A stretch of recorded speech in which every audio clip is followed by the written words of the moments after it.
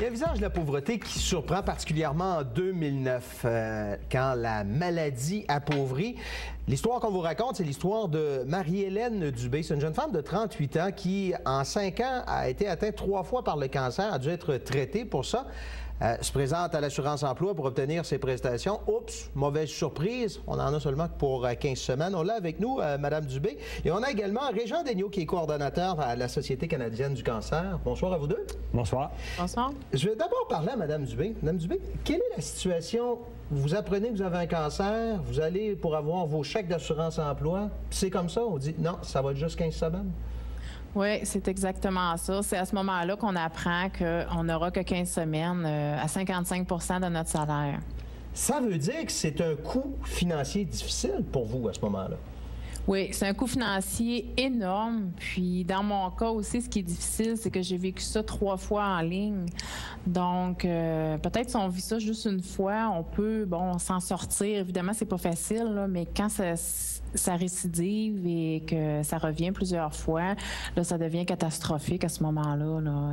Qu'est-ce que ça veut dire? C'est vraiment difficile à gérer. Qu'est-ce que ça veut dire? Ça veut dire qu'on n'est plus capable de payer la facture? Ça veut dire qu'on n'est plus capable de même se déplacer vers nos traitements?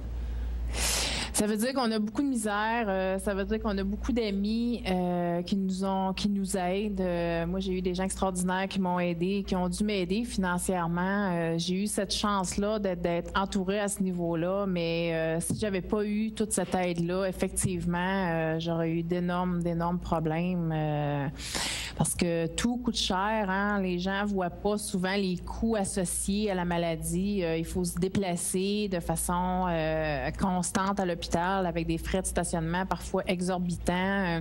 On doit payer le coût de certains médicaments qui sont astronomiques. On doit payer des traitements associés comme après une chirurgie, la physiothérapie, etc. Donc, ces coûts-là, on les voit comme pas, mais on doit les assumer en plus de tout le reste là, pour lequel on a déjà beaucoup moins d'argent. Donc, c'est vraiment difficile, puis c'est absurde, là, en fait. Là. Surtout en 2009. Monsieur Daigneault, des histoires comme celle-là, comme celle de Mme Dubé, vous êtes habitué d'en entendre? On entend des gens, on en voit beaucoup, on entend parler aussi, pas qu'en entend parler, on voit des situations là, vraiment difficiles, des drames qui se vivent au plan humain, puis en plus, le drame financier. Comme Dubé disait tantôt, là, que tu te ramasses, tu as plein de dépenses de toutes sortes, de frais de stationnement, de frais de déplacement. Vous avez peut-être eu un réseau, Mme Dubé, mais il y a plein de monde qui n'a pas ces réseaux-là. Même en milieu urbain, ça prend vraiment c'est pour ça que quand tu es malade, là, c'est un réseau bravo. Mais même avec le réseau, tu as besoin d'aide parce que ça demande beaucoup d'énergie. Juste aller à tes traitements de radio ou de chimio, juste ça, là, c'est toute l'énergie que ça peut prendre. Puis si en plus tu as des problèmes financiers, comment ça peut être vidant? Tu as des préoccupations. Si tu as des jeunes enfants, les factures entre tous les mois là, pour toute la famille.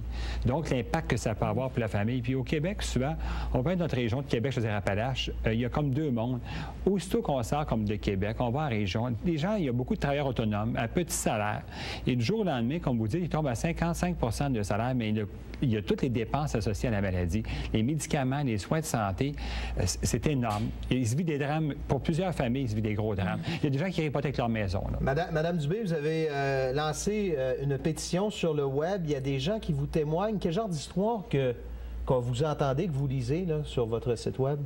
Beaucoup d'histoires un peu similaires à la mienne. Il y a pire, il y a moins pire, il y a de tout, mais bref, ce qu'on retrouve beaucoup, c'est la même situation des gens qui ont été pris avec ce fameux 15 semaines-là, mais avec des traitements, des trucs qui ont duré sur 1 année ou 2, des gens qui ont dû vendre leur maison, des gens qui se sont ramassés là, carrément presque à la rue, parce qu'on se retrouve souvent, on va parler du cancer, ça touche un peu monsieur et madame tout le monde, donc souvent on est propriétaire d'une maison, etc. On rencontre pas les critères pour être admissible à l'aide sociale, donc on se retrouve dans un trou vraiment béant là, du système, mais c'est ce que je reçois. Ou souvent, ce sont les familles qui vont m'écrire pour me dire, ben moi, ma mère a tout perdu, finalement, elle est décédée.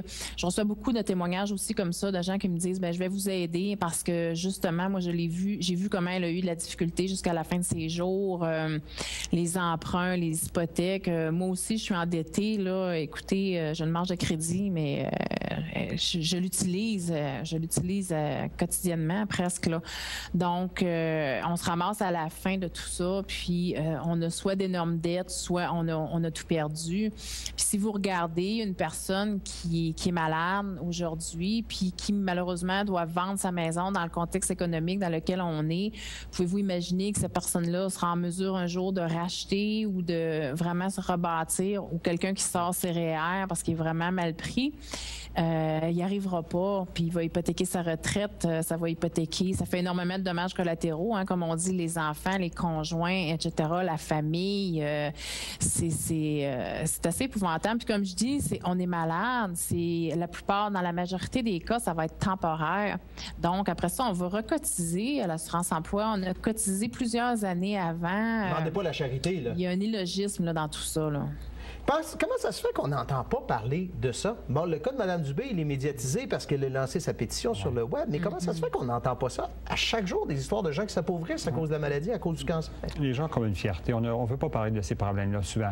On ne veut pas accaparer. Les gens sont comme une discrétion. Il y a comme dans une petite communauté haute, ils ont souvent peut-être pas des réseaux pour en parler, ils n'ont pas nécessairement d'aide, puis ils s'organisent des systèmes. Il y a des petits groupes communautaires dans chaque région qui essaient d'entraîner un petit peu pour le transport, des groupes, des centres d'action bénévoles, mais c'est pas organisé au niveau là, partout. C'est vraiment, la Société canadienne du cancer ne peut pas faire ça. Nous autres, on fait une petite partie, on assume, mais on n'assume pas tout. Il y a des demandes, là, comme disait tantôt, il y a des frais de médicaments. On ne peut pas assumer ça. Il y a plein d'autres dépenses. Bon, il y a des gens qui vont réclamer après au niveau de leur impôt, mais ça prend 1 an et demi avant d'avoir tout ça. Fait que cette année et demie-là, le coût de la vie a été là pareil pour tout le monde. Si tu as des enfants, l'entrée scolaire a coûté des sous là, pour la famille. Et ça n'a pas changé. Les besoins quotidiens sont là, les besoins mensuels. Mais on a de l'aide de la société. Il y a des choses qu'on offre, mais on ne peut pas... la situation financière de madame, là, il y en a beaucoup de cette situation-là. Peut-être une des solutions, c'est de visiter votre site web et de réclamer la pétition. On en est où avec cette pétition-là? Parce que là, c'est le gouvernement fédéral qu'il faut viser. Il faut changer cette loi-là. Oui, mais c'est ça. Moi, quand j'ai commencé cette pétition-là, comme vous dites, hein, souvent, on n'ose pas parler de ces choses-là et tout ça, mais moi, la 3e fois là, que j'ai vu que ça, je me suis fâchée. Là, je me suis dit, ça n'a pas de bon sens, il faut faire quelque chose.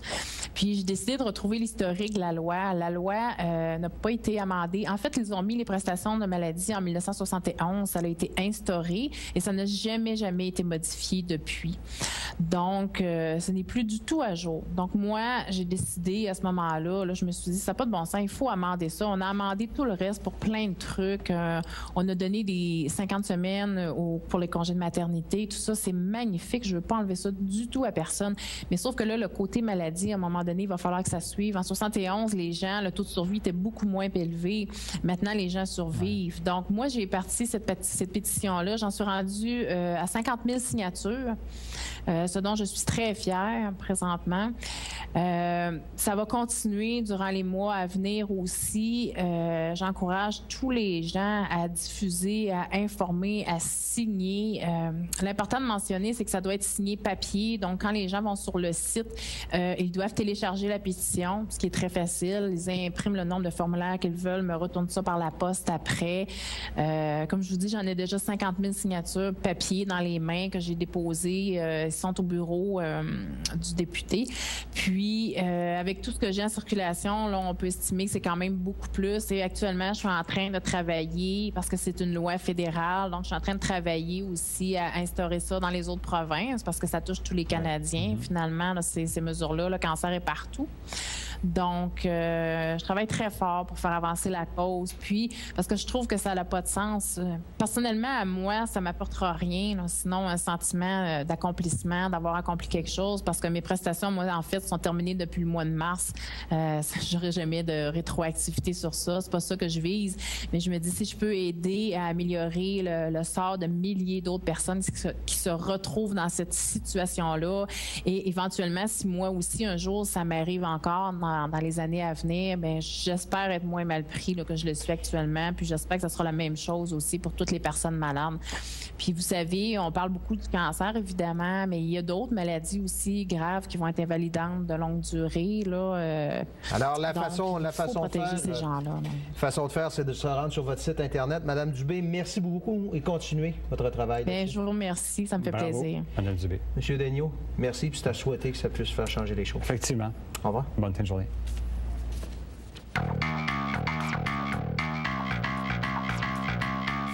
Pour des questions, commentaires, suggestions,